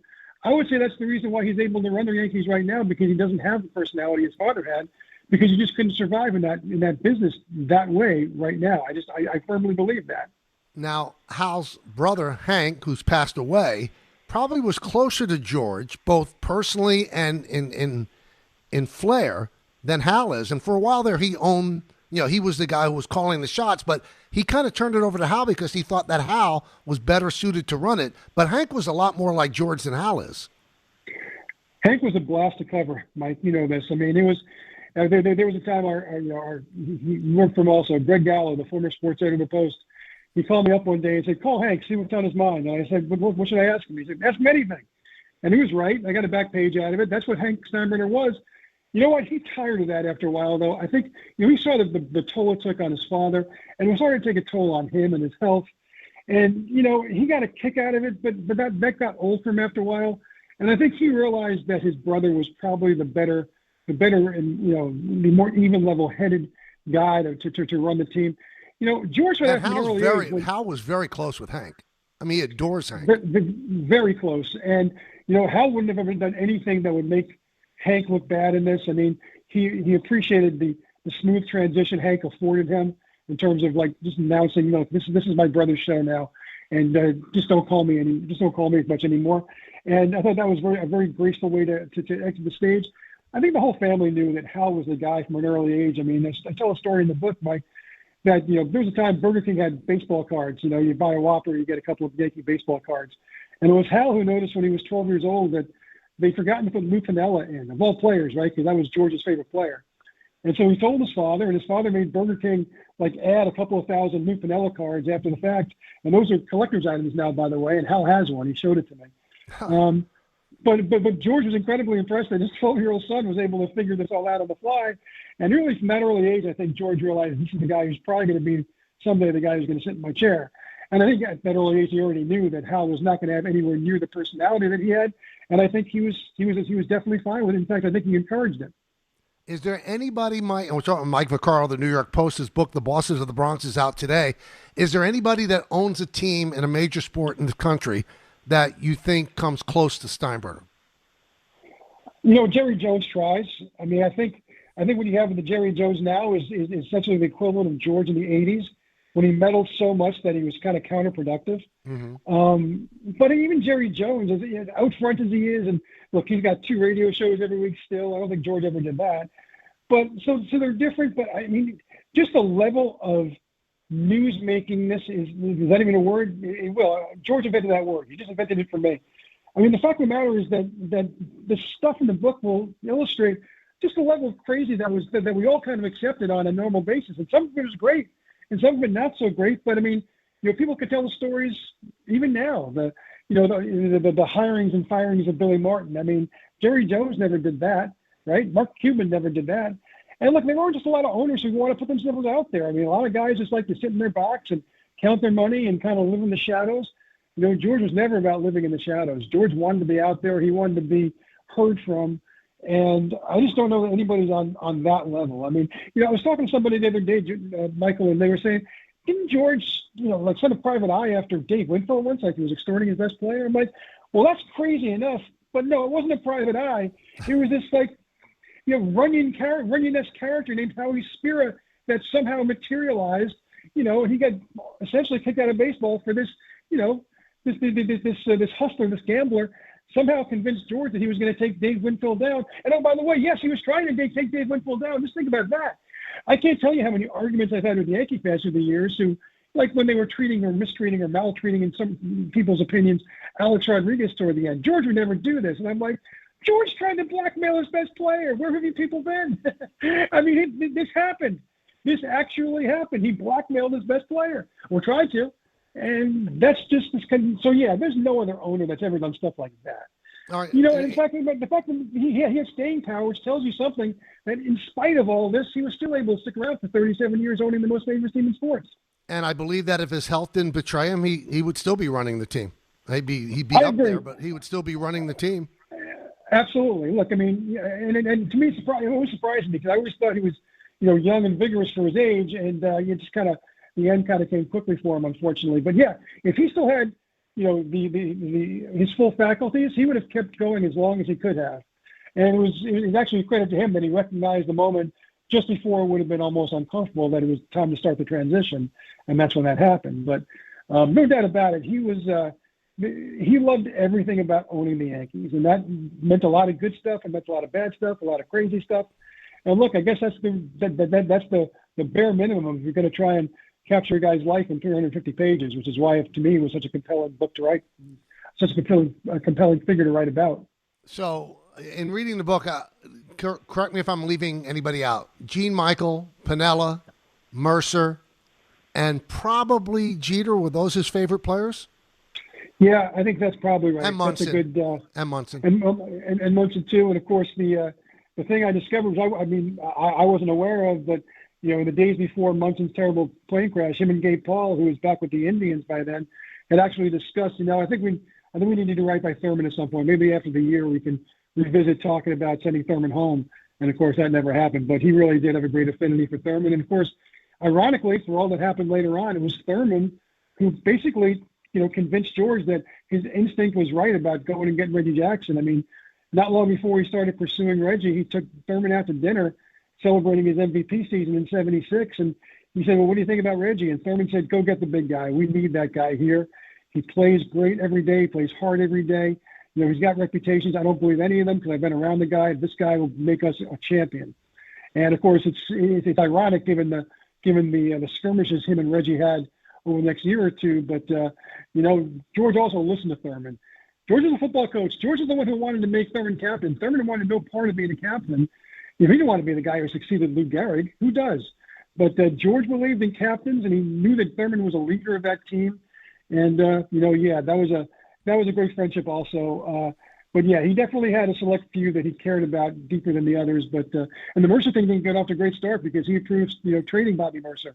Yeah. While he was under suspension. So, but they became very close later on, as you know. I really believe, and I've run this past Diane Munson, and she agrees that if Thurman had lived, Thurman would have been manager of the Yankees at some point. And Diane has said she wonders if Thurman would have been one of those guys like Billy who would have been had 3 different tenures I don't think Thurman would have put up with that. Probably not. I don't think he was as reliant on self-identifying as a Yankee like Billy Martin was. But I think he definitely would have at least had a shot at it, and that would have been interesting to see. All right, so you spent many years of your life putting this book together. Anything that stands out to you, just encapsulate the life of George and then passing it on to Hal? the contrast between the two men is striking. I mean, Hal's not the first person to, be very different from his father. I mean, if he knew my dad, Michael, you knew he could fix anything and put anything together, and I can't screw in a light bulb. That's actually the truth, sadly. So I'm nothing like my dad in that regard. But I mean, so the idea that they're two different men shouldn't be surprising. But I think, I think the more I talk to Hal, I always kind of felt that he burned about winning about as much as his father did. After talking to Hal, I really believe that. And look, I mean, what I really love is the way he talks about the Steinbrenner family ownership of the Yankees. We used the word burden before. He really does not believe that there's anything burdensome about it. He really believes it's a privilege. And the thing of it is that for all of George's foibles, he remained at heart a kid from Cleveland who always dreamed of being in the big city. Marty Appel told me a great story, and I actually wrote this as a column in the newspaper before I put it in the book. One legacy that CBS left behind was this incredible sound system at Yankee Stadium. CBS didn't do anything else right, but they knew about broadcasting, and so they had a sound system in Yankee Stadium. It was unbelievable. And so one day in 1980, George Steinbrenner was looking for a new song to play during games, and that's the first time he heard New York, New York through the speaker system. And the way Marty describes it is he was just, silent because he was like, that's me, Little Town Blues melting away. And then you hear the A number 1 top of the hill. That's the Yankees. And, I can picture, and I'm sure you can, I can picture George alone by himself, sitting in Yankee Stadium, hearing this song through the speakers and saying that in the cadences you were talking about. And you know what? They still play the song, 46 years later, right?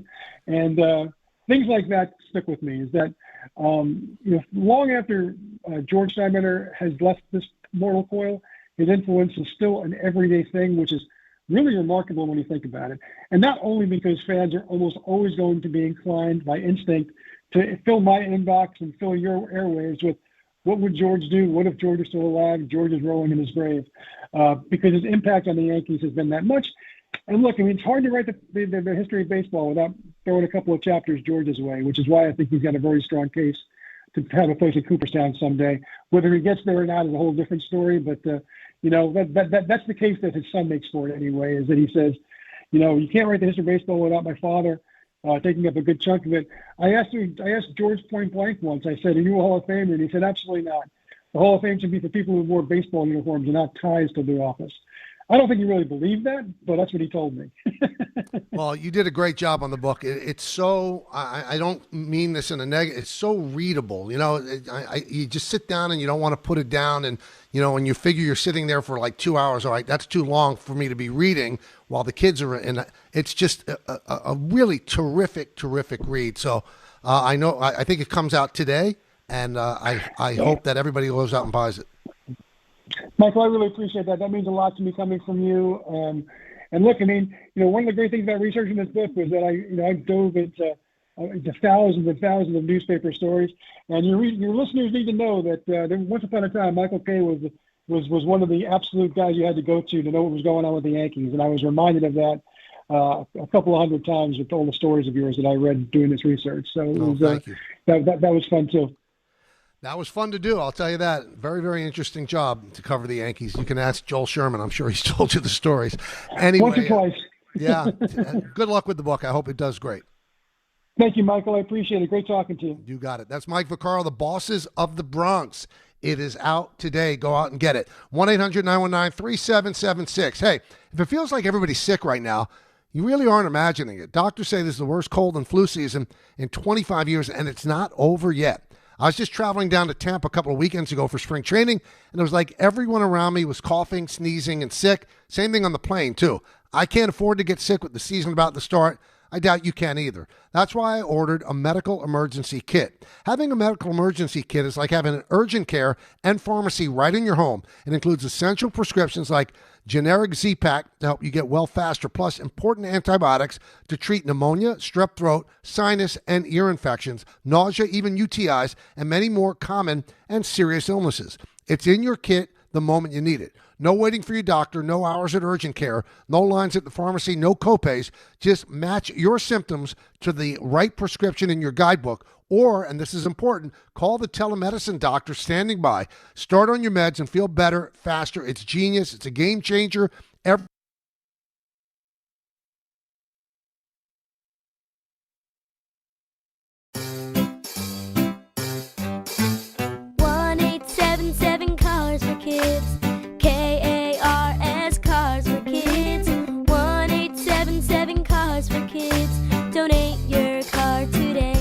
877-CARS-FOR-KIDS to reach a friendly live agent. Donation is super easy, and your car can be picked up as soon as tomorrow. Call us now or go to carsforkids.org. 7 Cars for Kids. Donate your car today. Did you know you can donate real estate too? 50 years from now, will jeans be wide or skinny? Will email still exist? Will guac still be extra? One thing is certain. If you won the new Millionaire for Life from the New Jersey Lottery today, you'd still be getting $1 million every year for life. That's enough money to say, bring it on, the future. I will have that guacamole at any price. Play the new Millionaire for Life today. Anything can happen in Jersey. Must be 18 or older to buy a lottery ticket. Please play responsibly. If you or somebody knows a gambling problem, call 1-800-GAMBLER. Life is motion, but for Jaime, debilitating pain in both hips brought everything, including family time, to a halt. Every doctor told me the same thing. They would do one hip at a time. At White Plains Hospital, Dr. Jacob Totka's unique expertise provided an alternate approach by replacing both of Jaime's hips on the same day. In just 2 hours, I got 2 new hips, and I went home that day. White Plains Hospital, among the best hospitals anywhere that just so happens to be here. A member of the Montefiore Health System.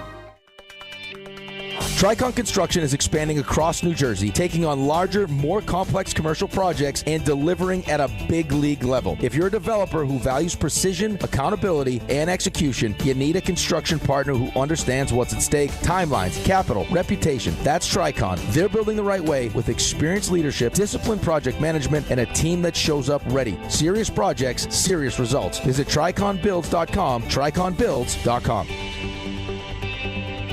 Start spreading the news. New York Yankees baseball is back in the Bronx. Come out to Yankee Stadium on Saturday, April 4th for a Yankee Stadium promotional giveaway tradition. Calendar night.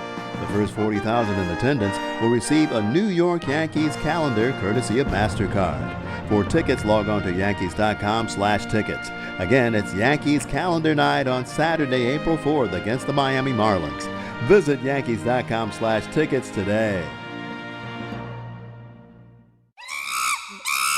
Monkey Sports, built by players for players, is your one-stop shop for hockey, baseball, lacrosse, and more. Find top-name equipment and expert in-store services like sharpening, break-ins, and relacing. Shop in-store at Monkey Sports in Farmingdale or Woodbridge, or online for all the top brands. Whatever your sports, Monkey Sports gets you game ready fast. Monkey Sports, where athletes shop. Empower. Ellie here is getting the sleeve she's always dreamed of. She worked with Empower and planned for her next move, so she got good at money. Now she can be a little bad. Oh, by the way, you spelled journey wrong.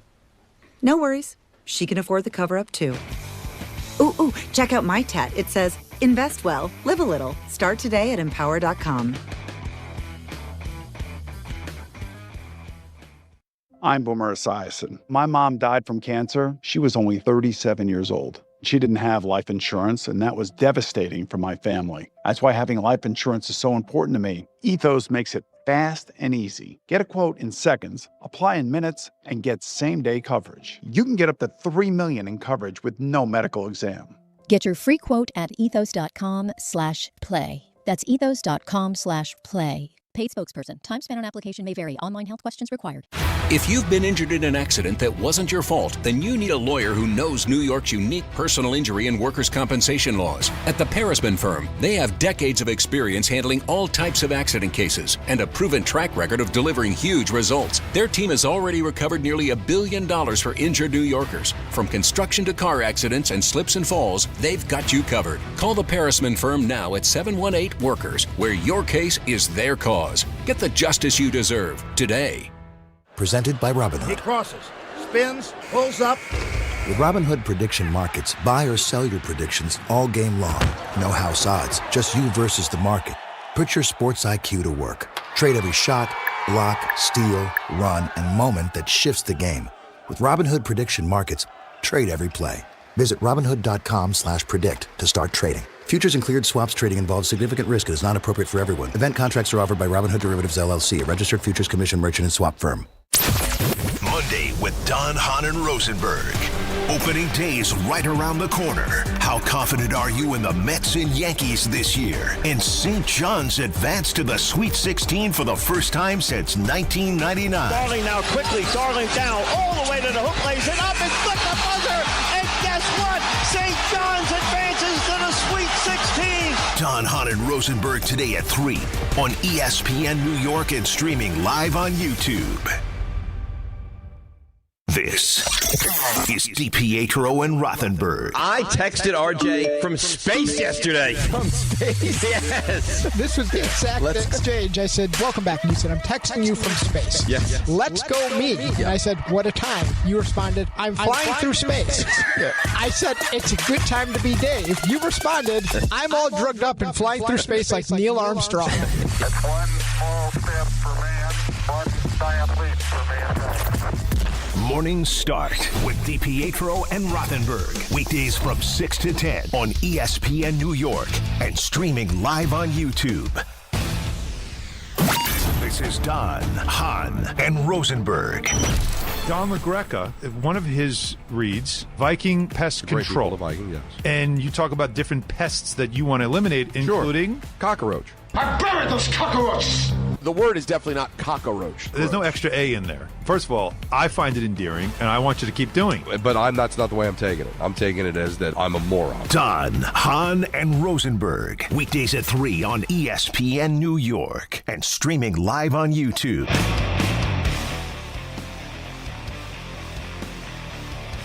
Well, welcome back to the show, everybody. I apologize. We had some technical difficulties there. I'm glad that you could hear the end of Mike Vaccaro's interview. The book is Bosses of the Bronx, and it's out today. And it tells the story of George Steinbrenner, who bought the team in 1973, and then the transition over to Hank, and then Hal Steinbrenner, who presently runs the team for his family. If you're a Yankee fan, you want to read this. If you're a baseball fan, or you're just a fan of power brokers and see how people rose to power and how they kept the power and how they used the power, the book is, in fact, that good. 1-800-919-3776. We wanted to talk about the Knicks beating the Wizards last night, 145-113. So they're 6-0 against the 7 teams that were going to be under 500. Now, the next game is against New Orleans. So they're under 500, but they're not tanking because they don't have their first-round draft pick anyway. They're trying to win games, so it's going to be very interesting to see what they do. But the 6 games that the Knicks just played, and they're 6-0 in those games, they're against lousy teams that aren't even trying to win. And Washington is that team. For sure, Washington is that team. If you look at them, they traded for Anthony Davis, shut him down. Traded for Trae Young, essentially shut him down. And their number 2 pick, Alex Sarr, they don't even use him.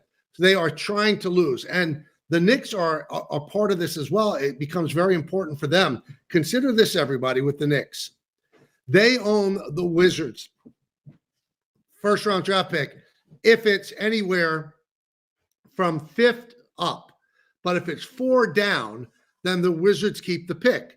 Well, the Wizards have lost 16 in a row. So they're assured of having a pick either 4 or below, which means that the Knicks will not get that first-round draft pick. Instead, this is what the Knicks get. Think about this, everybody. The Knicks are going to get 2 second-round picks next year. By the way, that's a terrible deal. I can understand protecting a pick in the lottery where you don't want to give away a pick that good, but you gave away a first-round pick. Now, the Knicks are going to get 2 second-round picks because the team isn't trying to win. You can't tell me that 2 second-round picks are anywhere close to a first-round pick. So if the Wizards actually tried to win this year and ended up with the 5th or 6th pick, there's a value to that pick, especially in this upcoming draft, which is a deep draft. If the Knicks had gotten the 5th or 6th pick, it would have been mega valuable to them. Instead, in the next draft, they get 2 second-round picks. That's worthless, absolutely worthless. Think about it. Think about the big drop. And that's why, that's one of the things that they're going to have to stop with the tanking. Think about it. You're asking teams, well, protect your first-round draft pick up to a certain point, So they want to lose as much as possible. The Wizards are not even trying to win. So in the previous 5 games, even the Nets almost beat the Knicks. And the Knicks got off to a bad start in most of the games that they played, and they came back and won because those teams didn't want to win. The Wizards weren't even trying. They're not even trying. Think about that. And it's accepted. And you wonder why the NBA is losing some of its value and some of the attraction that it has to some of its fans. You have a team that's not trying to win, that's just trying to protect a first-round draft pick that doesn't transfer if it's 4 or lower. And that's what it's going to be. So the Knicks beat up on a team by 32 points, and they were never, ever in it. So the Wizards have just lost 16 in a row to protect that first-round draft pick that it does not transfer to the Knicks. Tell me that that's not foul. Tell me that that's not what everything that sports is not supposed to be about. And that's exactly what it's about. Unbelievable. All right, we're going to take a quick timeout. 1-800-919-3776. Want to remind you, this baseball season, FanDuel is letting you choose your own reward for opening week. Betting customizations that transform how you experience the game. Make your choice, and the reward will be ready to use on your next MLB bet. FanDuel is the home of home runs. Maybe you're confident about Aaron Judge's home run total this year. How many bases will Juan Soto steal? How many home runs will he hit? Or will the Mets or the Yankees get off to a fast start? So, ready to play your game? Head to FanDuel.com/local to choose your reward for MLB's opening week. FanDuel, an official partner of the MLB. 21 plus and physically present in New York. Opt-in required. Rewards are non-withdrawable. Restrictions apply, including bonus and token expiration, leg requirements, and max wager amount. See terms at sportsbook.fanduel.com. For help with a gambling problem, call 1-877-8-HOPE-NY or text HOPE-NY 467-369. Time to bench those other job sites and let ZipRecruiter help you build your championship roster.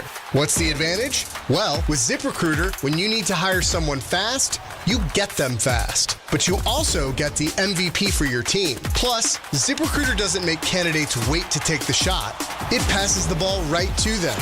Building your team or scouting fresh talent? ZipRecruiter runs the full court with powerful technology that immediately gets your job in front of the right players. That's why over 4.8 million businesses have come to ZipRecruiter for their hiring needs. And why 4 out of 5 employers who post on ZipRecruiter get a quality candidate within 1 day. ZipRecruiter makes hiring faster, smarter, and more efficient from post to hire before the competition can even cross half court. It's a slam dunk with ZipRecruiter, the smartest way to hire. Try for free at ZipRecruiter.com/ESPN. That's ZipRecruiter.com/ESPN. ZipRecruiter.com/ESPN.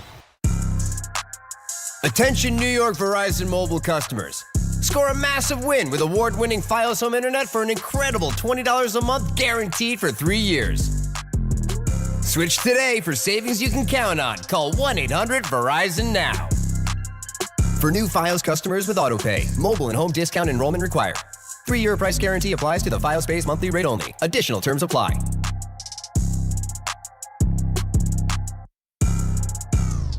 Discover where your future can take you at SUNY Canton's Spring Open House on Saturday, April 25th. Explore exciting new programs like data science and analytics and cybersecurity designed to prepare you for today's most in-demand careers. Tour campus, meet faculty, connect with current students, and sit down with financial aid representatives. Plus, attendees can enter for a chance to win a scholarship. For registration details and information about courtesy bus trips from New York, email admissions@canton.edu. SUNY Canton, your future starts here. You remember what it feels like to move without thinking about pain? To get up, sit up, walk, work, or live without that constant ache? If neck pain, back pain, joint pain, or sciatica took that away from you, it's time to get it back. I'm Bart Scott. Dr. J. Shaw at Sandwell Pain is the guy you need. Ivy League trained, double board certified, no surgery, no scars, no long recovery, just precise, image-guided, non-surgical treatments designed to get you feeling strong again. With offices in Woodbridge, Livingston, and Inglewood, and most major insurances are accepted, there is no reason to wait. Go to SandwellPain.com. Relief is closer than you think. Hey, it's Alan Hahn. Rings End is your locally owned Benjamin Moore retailer. They're your store for quality with a full line of brilliant and durable Benjamin Moore paints.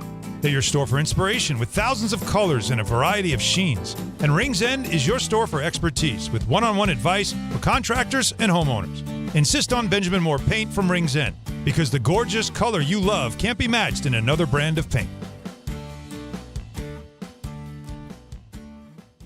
There's a lot of reasons why people buy at Ramsey Mazda. It's their selection, it's their customer service, and it's their savings. Lease a new 2026 Mazda CX-50 Hybrid Preferred with all-wheel drive for $259 for 36 months. Or buy with 1.9% APR for 36 months. Start shopping now at RamseyMazda.com. Choose wisely. Choose Ramsey Mazda. Call 833-853-2970 for lease details. VIN TN142673. MSRP $37,300. Zero security deposit. 1.9% APR for $28.60 a month per $1,000 financed. Ends 3/31/26. This is an important notice to all U.S. taxpayers. The IRS is giving away billions of dollars in tax savings through a federal program called the Fresh Start Initiative to aid delinquent taxpayers. This initiative was established for anyone facing financial hardship and unable to pay their back taxes. Qualifying and enrolling in this program will stop all collections, settle your delinquent tax problem, and even reduce what you owe by thousands of dollars. Call the hotline at People's Tax Relief to see if you qualify and get this free information by dialing 800-375-8936. If you have unfiled tax returns or cannot afford to pay your personal or business back taxes, you can now get the help you need. One simple phone call can resolve your tax problem and save you thousands of dollars. To see if you qualify and to get this important free information, call 800-375-8936. 800-375-8936. 800-375-8936. NBA fans don't just watch the game, they live it. So stream like you're courtside with NBA League Pass, your ticket to all the action. Watch your favorite team shine and catch the league's brightest stars and rising stars at the same time with multi-view on your favorite devices. From the plays you can't believe to the most live games and the drama that comes with them. If it happens on the court, it's happening on NBA League Pass. Only select out-of-market games available. Blackout restrictions apply. Additional charges and other conditions may apply. Visit NBA.com/subscriber agreement for full terms and conditions. Welcome back to the show, everybody. Now, before we lost transmission a while back, I was telling you about the medical emergency kit. I just want to finish up what I was saying. Everything you need is in the kit the moment you need it. You don't have to wait for a doctor, but they do have a telemedicine doctor standing by to tell you exactly what you should do and how you should start the meds and how you can feel better faster. So every home needs at least one medical emergency kit. Order yours online in minutes, and it's shipped to your door. Now, I can save you $45 when you use my promo code 880 at urgentcarekit.com/880. Again, save $45 with my promo code 880 at urgentcarekit.com/880. One thing I'm watching all the college basketball games yesterday, and Bruce Pearl, former Auburn coach, is on the desk, and somebody sends in a text or tweet on X referencing an Eminem song, the one Mom Spaghetti, that one. And the host of that hour, I don't know who it was, asked Bruce Pearl, "Do you know that song?" He goes, "No." And the guy says, "Do you know Eminem?" He goes, "No, I never heard of it." And he wasn't joking. And I want to know, how do you coach 18 to 22-year-olds and you don't even know who Eminem is? How's that possible? Now, I think I know most of the artists that are out there right now. I might not know their music, but I know most of them, maybe because I have young kids. But if I was coaching 18 to 22-year-olds, I definitely would be aware of what's going on in the culture that they might be interested in. He didn't know who Eminem was. Let that sink in. Don, Hahn, and Rosenberg coming up in just a moment. In the words of Billy Joel, life is a series of hellos and goodbyes. I'm afraid it's time for a goodbye again. See everybody. Talk to you soon. It feels like everyone's sick right now. You aren't imagining it. Doctors say this is the worst cold and flu season in 25 years, and it's not over. I was just traveling. It was like everyone around me was coughing, sneezing, and sick. I can't afford to get sick, and I doubt you can either. That's why I ordered a medical emergency kit. Having a medical emergency kit is like having urgent care and pharmacy right in your home. It includes essential prescriptions like generic Z-Pak to help you get well faster, plus important antibiotics to treat pneumonia, strep throat, sinus, and ear